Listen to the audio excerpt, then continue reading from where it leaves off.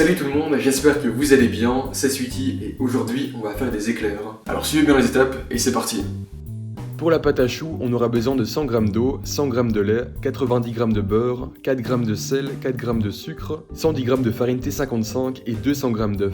On commence par la panade. Dans un poêlon, on met l'eau, le lait, le beurre, le sel et le sucre. On monte le tout à ébullition. On pourrait ne pas mettre de lait et mettre seulement de l'eau. On aurait d'ailleurs un chou un peu plus gonflé, mais le lait apporte un meilleur goût et du moelleux à la pâte à choux. Il y a quelques règles importantes à respecter lorsqu'on fait de la pâte à choux. Avant d'ajouter la farine, il faut absolument que le beurre est entièrement fondu et que le mélange soit non pas à frémissement, mais à ébullition. Attendez une bonne ébullition pour être sûr. Une fois atteinte, on retire le poêlon de la plaque électrique et on verse immédiatement toute la farine, qui comme d'habitude a été préalablement tamisée. On mélange tout de suite avec une spatule pour incorporer la farine dans les liquides et éviter les grumeaux. Une fois le mélange homogène, on remet à chauffer à faible puissance pour faire sécher la pâte à choux pendant 1 minute. Il faut que la pâte à choux n'accroche plus au poêlon. À ce moment-là, on stoppe la cuisson en versant le contenu dans le bol du batteur et on continue le desséchage de la pâte à choux avec la feuille sur vitesse minimale. De cette façon, on refroidit également le mélange. Lorsqu'on ne voit plus de vapeur d'eau s'échapper de la pâte, elle a suffisamment refroidi et on va pouvoir ajouter les œufs un à un. Si on ajoute les œufs directement dans la pâte sans la refroidir, les œufs risquent de cuire et la pâte sera ratée. On va les ajouter un à un en mélangeant bien entre chaque ajout avec la feuille du robot ou avec une spatule. Toujours en petite vitesse, il faut éviter d'incorporer de l'air dans la pâte. Un œuf fait en moyenne 50 g, donc on en ajoutera 4, mais pesez-les quand même pour être sûr de ne pas trop en mettre. C'est pour cette raison que le dernier œuf, je le mets toujours en plusieurs fois. Je le bats en omelette dans un bol et je l'ajoute en 3 fois en mélangeant bien à la maryse entre chaque ajout. Ce qui fait qu'on doit mettre plus ou moins d'œufs, c'est en fonction du desséchage de la pâte. Plus on dessèche et plus on va pouvoir ajouter d'œufs. Par conséquent, si on dessèche moins la pâte, on pourra ajouter moins d'œufs. Plus il y a d'œufs et plus la pâte gonfle, mais elle risque d'être un peu moins régulière après cuisson. Et voilà, ici 2/3 du dernier œuf aura suffi pour ma pâte. La consistance de votre pâte doit être similaire à la mienne. Quand je trace un trait dans le bol, le creux qui s'est formé doit se refermer lentement. On dit que la consistance est au petit ruban. La pâte doit aussi être légèrement brillante. Je récupère la pâte à choux avec une corne et je viens tout mettre dans une poche à douille pour la suite de la recette. En fonction de la recette, choisissez la douille adéquate. Une fois la poche remplie, nettoyez-la et chassez les bulles d'air avec une autre corne ou un ustensile plat. La pâte à choux crue ou cuite se conserve assez bien au congélateur, alors n'hésitez pas à la congeler si nécessaire. Avec ces proportions, vous pourrez faire 12 éclairs. J'utilise ici une douille unie taille 14. Sur une plaque munie de papier sulfurisé, je poche les éclairs bien espacés et en quinconce pour que l'air ventilé du four puisse bien circuler entre eux. Il ne faut presque pas appuyer sur la poche à douille, mais laisser la pâte à choux s'écouler lentement. Sur la fin de l'éclair, je n'appuie plus du tout, j'étire et je viens couper l'éclair avec la douille. Les éclairs après cuisson doivent faire 14 cm de long. Sachez que la cuisson de la pâte à choux doit être adaptée en fonction du four qui joue un rôle important. On enfourne à 180 degrés pour 30 minutes de cuisson. Il est crucial de ne pas ouvrir la porte du four lors de la cuisson de la pâte à choux, sinon les éclairs retomberont et seront tout plats. Retirez la plaque du four et mettez les éclairs sur une grille à pâtisserie. Pour la crème pâtissière, on aura besoin de 500 g de lait, de la vanille, 80 g de jaune d'œuf, 120 g de sucre et 45 g de poudre à crème. On commence tout de suite par chauffer le lait et pendant que le lait chauffe, on pèse le reste des ingrédients pour gagner un peu de temps. Pour la pâtisserie, je vous recommande du lait entier ou demi-écrémé. Si vous n'avez pas de gousse de vanille, de la poudre de vanille fera très bien l'affaire. Ou alors mettez simplement une demi ou un tiers de gousse de vanille, car c'est clair que la vanille coûte extrêmement cher. Si vous avez le choix, je vous conseille la vanille de Tahiti qui est la meilleure. On vient fendre la gousse de vanille en deux et ensuite extraire toutes les petites graines des deux côtés à l'aide d'un couteau. On récupère bien tout, on ne laisse pas une seule graine sur le plan de travail. On vient mettre le tout dans le lait sans oublier de mettre la gousse entière et on laisse infuser le tout. Dans un bol, je mets les jaunes d'œufs avec la moitié du sucre, l'autre moitié je la mets avec le lait. On mélange le tout avec un fouet, le but ici n'est pas de faire monter les jaunes donc ça sert à rien de mélanger pendant plus de 20 secondes, ça suffit amplement.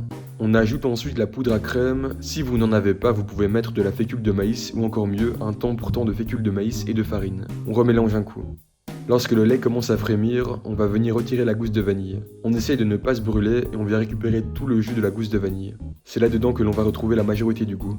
La gousse de vanille, on ne la jette pas, on la fera sécher et ensuite on la broiera au robot coupe pour avoir de la poudre de vanille. On vient verser 2/3 du lait bouillant sur les jaunes d'œufs et on mélange bien au fouet. Ensuite on vient remettre le tout dans le poêlon en s'aidant d'une maryse. À ce stade-ci, le mélange est déjà chaud, l'induction est encore allumée, il faut aller assez vite pour éviter de brûler le fond de crème pâtissière et on mélange. La crème va très vite épaissir, c'est l'amidon qui éclate. Fouettez énergiquement jusqu'à l'ébullition. Une fois que vous avez une ébullition, vous baissez la température de votre induction et vous continuez la cuisson pendant 2 minutes. Vous pouvez aussi ajouter un peu de beurre en fin de cuisson de votre crème pâtissière, ce qui la rendra plus savoureuse. La maryse utilisée ici n'est plus la même que celle en début de recette, car elle a été en contact avec des jaunes crus, donc contaminés. Maintenant que les jaunes ont été cuits, on prend une maryse propre. On filme la crème pâtissière au contact pour éviter qu'une croûte ne se forme lors de son passage au frais. Le but maintenant, ça va être de faire refroidir la crème pâtissière le plus vite possible. Donc passez-la au congélateur pendant 15 minutes et ensuite mettez-la au frigo. Lorsque la crème pâtissière est bien froide, on la met dans un cul de poule et on la détend avec un fouet. Si on la met directement en poche à douille sans la mélanger, la texture ne sera pas aussi crémeuse. Dès qu'on a une crème homogène, on arrête et on la met dans une poche à douille avec une douille unie taille 4. On récupère nos éclairs et on va venir faire 3 trous avec une douille cannelée taille 4. On veut 3 trous bien espacés pour qu'on puisse garnir tout l'éclair de crème pâtissière. Lorsqu'on garnit les éclairs et les choux, en général, ce qu'on veut c'est que la crème ressorte du trou. C'est un signe que l'éclair a été garni au maximum et qu'il n'y aura pas d'espace sans crème. On réserve les éclairs au frigo et on passe au fondant.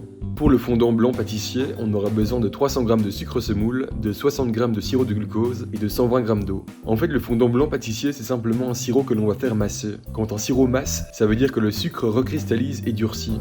Dans la plupart des recettes, il faut absolument éviter ça, mais pour le fondant, on fait volontairement masser le sirop.